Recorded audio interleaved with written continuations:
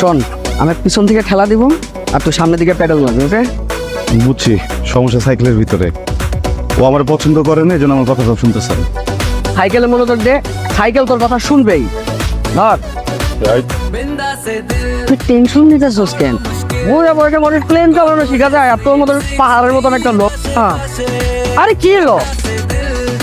আমি ধরছি ঠিকই।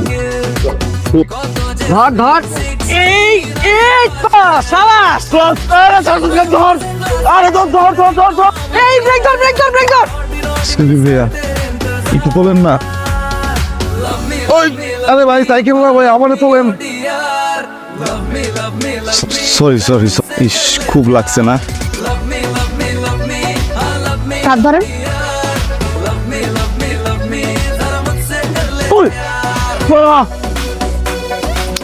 ইস, সরি সরি সরি সরি।